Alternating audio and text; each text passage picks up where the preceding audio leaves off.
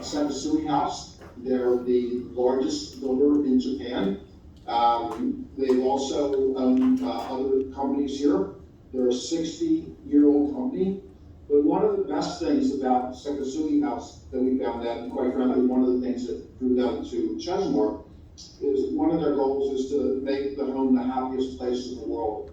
And when I hear happy and happiness and you know, see smiles on your faces and ours, that just, that's really true. It kind of is one of those words that brings me together with people. So they sent out a notice yesterday. By the way, Japan is 14 hours ahead of us, so they're all sleeping now. So this came out about midnight last night, which was about 2 p.m. their time the next day.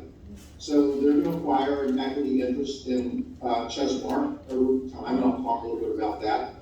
But their values and actions are very close in alignment with Chesmar's values and mission. They're extremely focused on customers and employees. So how did we choose Sekisui? Because it was really two issues in that we chose them, they chose us. And when we started looking for other capital sources, we looked at really 3 different types of buyers, if you will. Venture capitalists, which we shied away from because they typically look for return and they don't really care about people. And then there's the national home builders, and I talked to many of the CEOs of the national home building companies, and they typically like to buy assets, and again, they really don't care about the people. And then there's 4 companies that are out there that we specifically identified as companies that will invest in other companies, buy other companies, if you will, and leave the companies intact to run as they've been running, because they can identify successful companies and trades, and they know that everybody's a little bit differently, but they're not intrusive at all, and they let companies run as they've been running. And Sekisui was one of them. They also, one of my criteria was also to go with a company that understood home building business. We had several offers from other companies that really weren't in home building, and I shied away from them because I really want somebody that understands our business. So Sekisui already owns 2 other companies. They own a company called Woodside Homes, based in Salt Lake City, Utah, that operates in Utah, Arizona, Nevada, and California. They bought a company last year in Portland, Oregon, Holt Homes, that operates in Oregon and Washington. And they have nothing in Texas, and now they do. I say now they do, they really haven't closed anything. The deal is going to really close in 2 phases.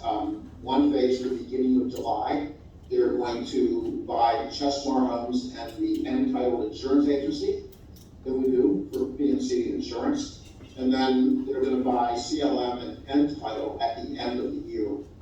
And that's really for purposes of the ESOP, and I'll get into that in a little bit. But nobody here should see any changes on their payroll. They're either working for Chesmar Group Inc. now or CLM or Entitle, and that's going to continue. That won't change. So the other thing is, why did Sekisui choose Chesmar? Number one, they had no home builder in Texas. We were brand new in Texas. For those of you who don't know, I know many do, but of the 4 cities that were in Texas, they're in the 6 top cities of the United States. So it's like, how can you be a home builder, national home builder, not be in Texas? They have no operations here, now they will, and pretty strong operations, quite frankly. They're also an investor in a lot of new communities. They're a pretty heavy investor in Rancho Sierra and Sweetwater, that we were in Austin, and they're also a heavy investor in Ellison. So they've known us for a while through our participation in those communities and in other newer communities. So we're not really new to them, they're a little bit newer to us. But when we look at Sekisui, we're going to be, what do you say, they had about 14 billion in assets. We're going to have about $500 million to that, so we're not a small fish. But they are really interested in growing their business, not only from home building, but they're interested in growing their business from master plan communities also. And one of the things that they're going to task us with is to keep our eyes out for other master plan communities that they can purchase and we can be a major part of.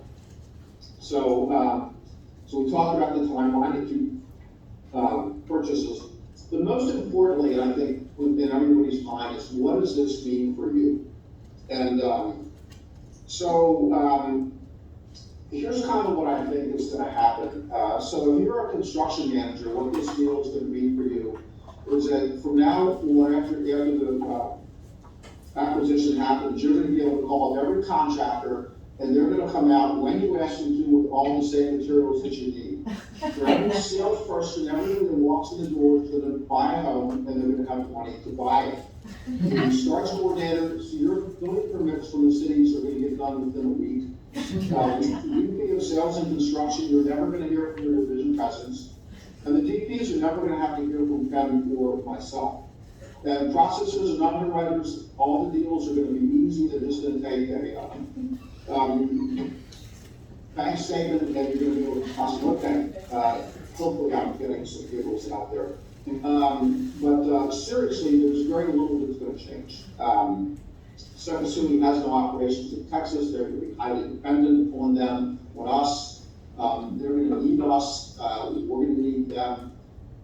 Probably one of the most important things is neither Ken or I are going anywhere. We're staying. We have a 5-year non-compete. So that means if we left, we'd have to go flip hamburgers or, stomp race that Scott likes to tell me he wants to do. So we're not going to do any of that. I firmly believe they're going to let us continue to operate as we always have been. All of our benefit plans are going to stay in place. There's not going to be any change from them. We may tweak some of the benefit plans at our annual enrollment coming up in August, but we do that every year anyway. But we're going to be in control of that. The only thing that will change is the ESOP. It's going to be replaced with another program that we'll talk about later. And I'll tell you what's going to happen with ESOP, because I know that the statements just went out for most of you that they're online, and everybody says, oh my God, this is really great, this is really great. What's going to happen? I'm going to tell you what's going to happen. So all of our positions will remain the same. We're not going to change any of that. When we talk about change, I would tell you that very little is going to change from this acquisition. But as most of you know, especially those that have been around for a long time, we're constantly changing anyway. We're going to change with the market, we're going to change with growth, we're going to change because someone has a better idea for something. So change is always going to happen, but we don't see a lot of change coming down the pipe from these folks. In fact, they may find some changes because of what we do. But we're also going to keep a very open mind that if they're doing some things that we think are better, we're probably going to move towards that. One of our deals is always to set a higher standard, and if we can find another way to set a higher standard from either separate Dewey House or from their other home builders, we're going to take advantage of that. And it would be stupid not to. So we're going to continue operating like we've been operating, and I really believe for most people, this is going to be a non-issue. Some of it may be, but mostly it's going to be a non-issue. So let's talk about the one of the two big elephants in the room will be the ESOP. What's going to happen to the ESOP? So you got your statements, and overall on the ESOP, the big picture, the total, there was about 1.1 million shares, about 11%, 11.5% of the company. In the ESOP, on December 31st, it was valued at $33 million in approximate numbers. Chesmar contributed a little over 300,000 shares in February of this year, which you haven't seen yet. You won't see that distributed to your ESOP statements until probably this time next year, hopefully next May. And then when you take the additional 300,000, it gives us really 1.75 million shares, so almost 15% of the company. And with this acquisition, the ESOP, that was worth 33 million on December 31st, will be worth somewhere between 66 and 72 million dollars. So the value in your ESOP is highly likely what you see to double. The value in your ESOP is highly likely to double, which is, I think, pretty significant. Most of the time these things happen, acquisitions happen, and I'll use the term employees for it, not just Marians, but the employees get to keep their jobs. In this deal, most of you are gonna get a pretty sizable chunk of money that you can roll over your 401k. And we feel pretty good about that. And quite frankly, it's also one of the reasons we put over 300,000 shares into the account in February before the sale, so that you all can take advantage of that. So there's roughly 270 ESOP participants at the last statement. There's 75 more people that will become participants this year that will be included in this deal. So if you started here before June 30th, 2020, 21, you will be a participant and you will share in a part of this. So that's almost every Chesmar. So the other thing that's important to know in the ESOP, for those of you that have not been here 5 years, you see an account balance and you'll see a vested balance. Well, once we terminate the ESOP, which will be next year, it'll probably be next year. So once we terminate the ESOP, you become 100% vested. Whatever shows in the vesting, you can just cross it off and you can use the larger number. It's all going to be yours. And the other question is, when are you going to see that? And I'm going to guess that the first distributions will be June of next year, because we have to go through the same process we went through this year, which is a pretty arduous process of looking at everybody and seeing how long you're here. We have to get financial information to principal. They have to compile it all, and when they finally get the state, after they get the statements, we'll be able to transfer the money or make the money available to transfer to you. Now the payout is going to really come, I think, in two separate deals, because we have some part of the purchase price not coming back to us until June of next year and December of next year. So we will probably have two payouts to you. One will be probably June of next year, the other one may be June of the following year. But the bulk of it, most of it will be June of next year. That I'm hoping everybody will either put into their 401k or into a self-directed IRA. You also have an option to take it out in cash, but there's some taxes and penalties that come with taking it out in cash. So I think that's going to be a pretty good deal. Hopefully everybody will be very happy with what they see on their next statement and happy with the distributions that we're going to make from that ESOP. I know I am. So the other big elephant in the room that I've heard is what happens to culture.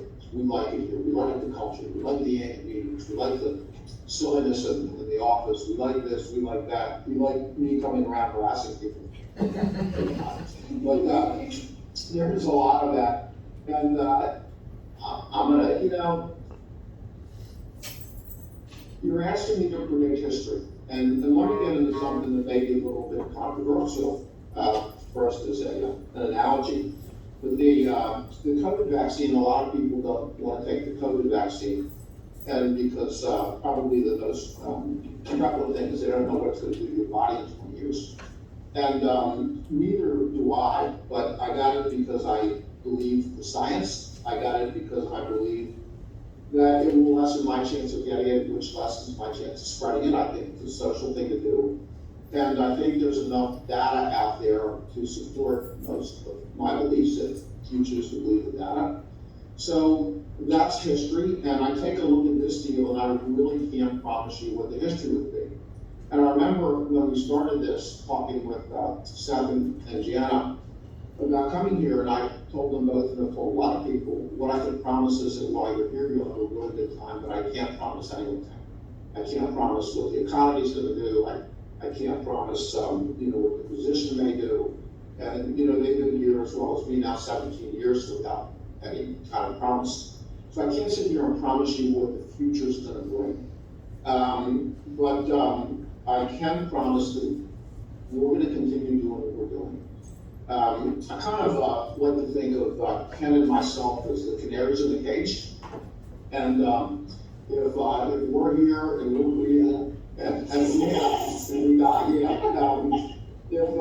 we're here and we're breathing and we have a smile on our face every day, things are really good.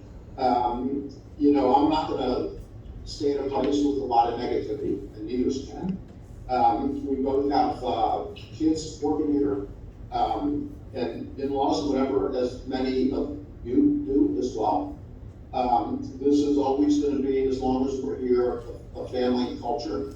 And quite frankly, I think one of the big reasons that Sekisui decided on us was because they really liked the culture and they saw the mix as well. So even though I can't promise what's going to happen, it's my sincere wish that it does. Both my wife, Janet, and I agree that I can't stay home. We much more fun here. We'll continue to take vacations, but this is what I've chosen for my life. This is the business I'm in, the business I like, the business I enjoy. And quite frankly, the biggest part of my enjoyment is everybody that's on this call and everybody in this room. You bring a lot of joy in my life, a lot of happiness, and everybody works hard, and we all have common goals. And we've come a long way in the 17 years, and I have a long way to go. Ken has a long way to go, and I hope to do that together. With the only major change, we now have about 380 people here. We'll be making double that because we'll double our sales. I would challenge everybody to the next level at some point. Sekisui House has a goal of 10,000 homes in the United States by 2025. And it wouldn't bother me at all if we get after that. Why not, right? Need a nice round number. We'll use cat math as you like to say. So, I'm looking forward, really sincerely looking forward to continue doing what I'm doing. We have more money to deal with. We have a bigger picture. I have no desire to leave and go outside of Texas. We did that once, we learned. And we have a lot of room for growth within Texas. So I would ask for everybody's support in this. For those of you that are getting, some negative comments about the culture's going to change, because a lot of snow companies that have been acquired, that culture has changed. I know a lot of companies that have been acquired where culture has not changed because of who the buyer was, and we think we're pretty sound, that we're pretty good ground with our buyer.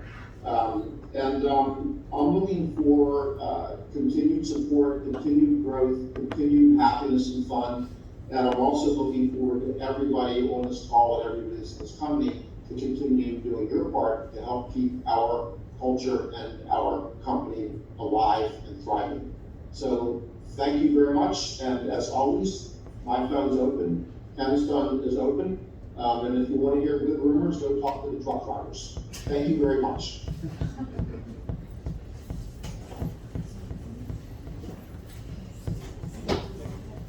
Okay.